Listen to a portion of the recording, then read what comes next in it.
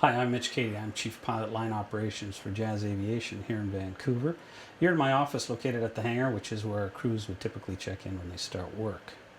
My primary role is to supervise the 240 pilots that operate out of my base. I also act as the liaison between senior management and the line pilots here at Jazz. The video you're about to see shows you the flight deck view going to some of our more challenging airports. You're going to be heading off to Castlegar, which is a very mountainous airport, probably one of the most unique approaches you'll see. We also will have you heading off to Terrace, which again is right along the coastal fjord area, and again, very beautiful terrain, and again, quite a challenge to operate in and out of. We have a trip up to Whitehorse in the Yukon Territory, which has its own unique challenges, and then of course there's just the short 14-minute hop over to Victoria, which is the provincial capital. We hope you enjoy the videos and look forward to having you join us in the cockpit in the future again. Thank you very much.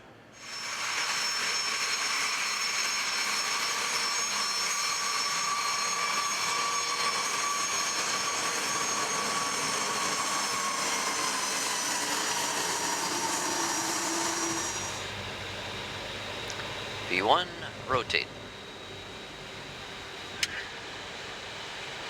Gear up. Speed mode. Climb 173. Heading mode. Heading. Jazz 441, turn left heading 350. Left heading 350, Jazz 441. We've just departed Vancouver and we're heading northbound towards Whitehorse, and we've just passed over Whistler, Blackcomb, up the Squamish Valley, and the mountains to our right are just, they're called the Garibaldi Ice Fields. It's a national park with permanent glaciers. A lot of locals go climbing up there, and it's a beautiful, beautiful terrain. Further north, you can see the highest peak ahead of us. It's Mount Waddington, which is the highest peak in the coastal mountain range, I believe. And that's en route to Whitehorse today. You can see on our terrain display 13,002 with the bright green dot. We've got engine-driven pumps running with this is an electric 3A pump operating right now. Just for the heck of it, I could throw on 3B pump. You can see it operates anti-ice. We don't have any anti-ice on right now. If I were to select heat on, there's wings, cowls, and we'll just come in on the localizer course and then break it off for a downwind left hand to land on runway 13 right. The winds are 18, or they're gusting up to 18 knots. So.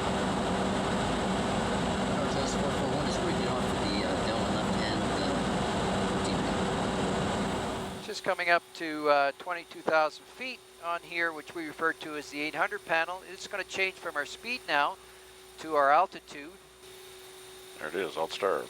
Check and 220. We're just going to be visually maneuvering for runway 15 under the gusty conditions today.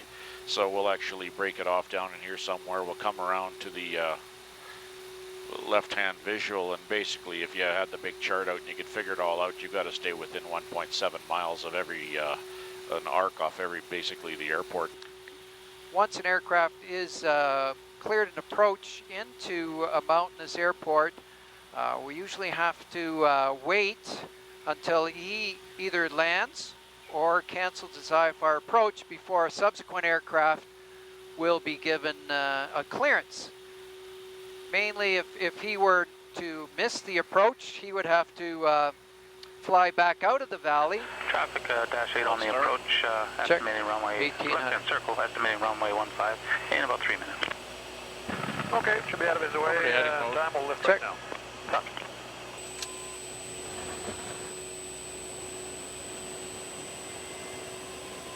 Synchro phase is off. Landing gear, Triggering. flaps. 15 set and indicating. Conditioners are 1050. Land your discretion, bleeds to go. All your lights are on. During the engine start, we're mainly focusing on the ITT. We have a limit of effectively 950 degrees. Anything within the green band is good. There is a range of temperatures that you're watching for. After the start sequence, ITT is peaked, propellers in the feathered range, there's a little bit of torque. The engine compressor is settled in at an idle. And the Victoria Airport is just coming into view at about our 10 o'clock position.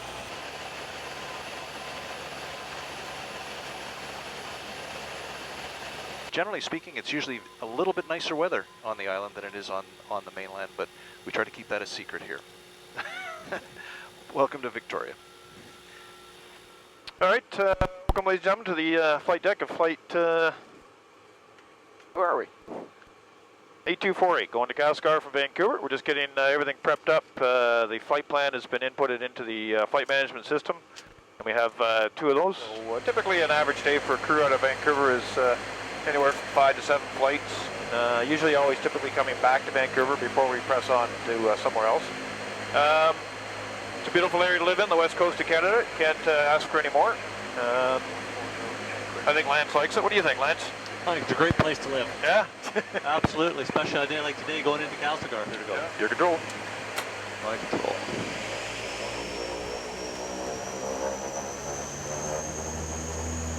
So now our power's set for takeoff. Looking at the airspeed indicators, there's 70 knots. Check. So we're still good to go. Engine gauges all look good. And V1, rotate. Gear up. IES mode. Heading. Our TAWS system is actually a computer-generated image of what it sees outside. It's we activate that terrain avoidance warning system, and it's on a day like today, it's more of a backup just as a reference. But on a day when it's really cloudy out and we can't see the ground, it's a very useful tool because it will actually show us exactly where we are in relation to high terrain around the area. Looking at the screen, we've got yellow and red, which obviously yellow is caution. Red is we want to definitely stay away from the yellow and the red. And if you can see outside, you can see the mountainous terrain that we're coming into. The computer will actually display that on the screen, just like a video game.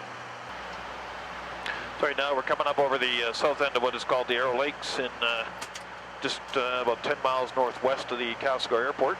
And I told the flight service specialist that works the radio in Castlegar that we'll call just overhead the dam. This is a fairly common waypoint to a reporting point to let him know where we are, because he knows where it is in relation to the airport.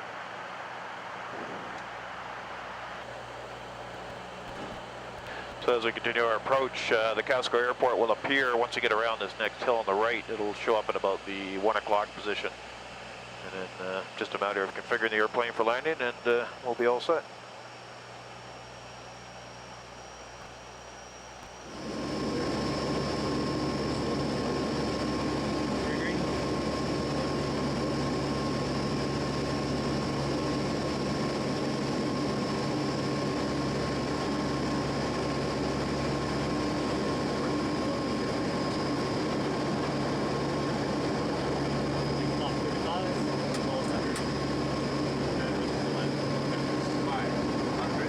Castlegar is probably the most fun approach that we have on the west coast.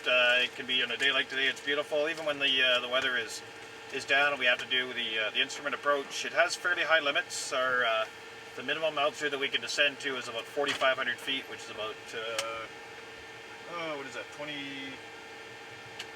2,700 feet or so above the ground. So in the wintertime it can be a bit of a challenge. And coming in, the only approach we have is coming in from the north, and as we come overhead the airport, when we get down to our minimum descent altitude, the only one who can actually see the airport is the captain, because the airport will actually appear on the left side of the aircraft. The first officer, who typically does the flying because the captain's too busy looking out the window. And once we get the field in sight, then we just maneuver for landing. So as you can see by looking around outside, it does sit in quite a valley. There's hills to the north, east. It's a bit more open to the south. I'm sure you get some pretty good video of what it looks like out there, but it's a fun airport. It's a challenging airport, but I think we enjoy coming in here. What do you think, Lance? Favorite one. There we go. Favorite one.